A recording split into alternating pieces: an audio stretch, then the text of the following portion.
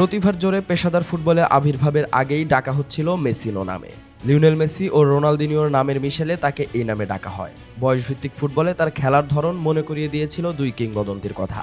তার পছন্দের খেলোয়াড়ও আবার মেসি। সব মিলিয়ে প্রত্যাশা ও মেসিনিও নামের বিশাল চাপ নিয়েই পেশাদার ফুটবলের দুনিয়ায় আগমন ঘটে এস্তেভাওয়ের। ব্রাজিলের জার্সি গায়ে তিনি ছুটছেন পাগলা ঘোড়ার মতো। তাও আবার এমন এক সময়ে যখন ব্রাজিলের ফুটবল পার করছিল নিজেদের ইতিহাসের অন্যতম খারাপ সময়। ফলে অন্য অনেক প্রতিভার মতো দুঃসময়ের অন্ধকারে হারিয়ে যেতে পারতেন এস্তেভাও নামের তারাটিও। কিন্তু কোনো কোনো তারা উদিত হয় অন্ধকার আকাশকে আলোকিত করবে বলে। ব্রাজিলের জন্য যেন সেই তারা হয়ে এসেছেন এস্তেভাও। মাত্র 11 ম্যাচে মাঠে নেমেই এখন বড় স্বপ্ন দেখাচ্ছেন সেলেসাওদের। এর মধ্যে শেষ 3 ম্যাচে দারুণ নৈপুণ্য দেখিয়ে করেছেন 3 গোল। সবশেষ তিউনিশিয়ার বিপক্ষেও 1 গোল করেছেন এই উইঙ্গার। তার আগের ম্যাচে সেনেগালের বিপক্ষে যে গোল করেছেন সেটা ছিল চোখ ধাঁধানো। সাম্প্রতিক সময়ে গোল ও পারফরমেন্স মিলিয়েই ব্রাজিলিয়ান ফুটবলের তুরুপের তাস হয়ে উঠেছেন এস্তেভাও। প্রায় নিয়মিতই নতুন পেলে এবং নতুন রোনালদো নাজারিওদের আগমনের খবর পাওয়া যায় ব্রাজিলে। কিন্তু এর মধ্যে খুব অল্পজনই নিজেদের প্রতিভাকে দীর্ঘায়িত করে ধারাবাহিকতায় রূপান্তর করতে পারেন। বেশিরভাগই মূলত অঙ্কুরেই ঝরে পড়ে। যেমন সাম্প্রতিক সময়ের তুমুল আলোচিত দুটি নাম এনরিক ও ভিতর রক। একজন রিয়াল মাদ্রিদ এবং অন্যজন বার্সেলোনায় গিয়ে নিজেদের সম্ভাবনা বেশ উজ্জ্বল করেছিলেন। কিন্তু এরপরই হঠাৎ পথহারা হলেন এই দুজন। এখন তারা ব্রাজিলের ফুটবল কক্ষপথ থেকে অনেক দূরে ছিটকে গেছেন। অন্যদিকে শুরুতে তাদের মতো আলোচনায় না থাকলেও সুপ্ত প্রতিভাকে এখন পর্যন্ত ঠিকই মাঠে রূপান্তরিত করতে পেরেছেন এস্তেভাও। দীর্ঘ পথের যাত্রাটা যদিও এখনো বাকি, কিন্তু শুরুটা যে আশা জাগানিয়া হয়েছে তা বলাই যায়।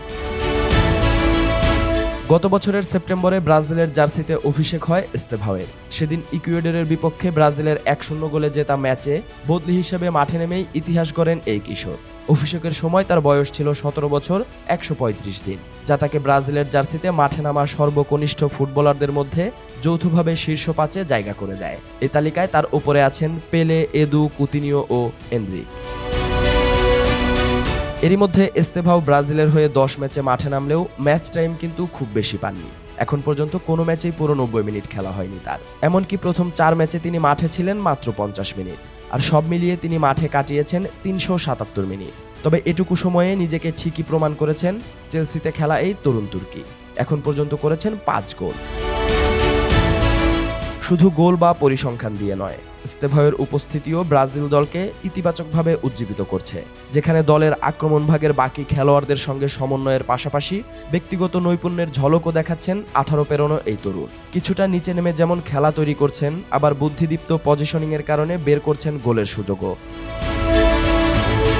2026 বিশ্বকাপ সামনে রেখে এখন ব্রাজিল সমর্থকদের ভরসা হয়ে উঠেছেন এস্তেভাও। তার এই উত্থানের পেছনে কৃতিত্ব দিতে হবে কোচ কার্লো আনচেলোত্তিকেও। নিজের পরিকল্পনা ও কৌশলে এস্তেভাওকে বিশেষ গুরুত্ব দিয়ে ব্যবহার করছেন তিনি। সেনেগাল ম্যাচের পর এস্তেভাওকে নিয়ে আনচেলোত্তি বলেছেন, এস্তেভাও অসাধারণ প্রতিভা। এত কম বয়সী একজন খেলোয়াড়ের এমন প্রতিভা, এমন শক্তিশালী শট দেখে তিনি বিস্মিত।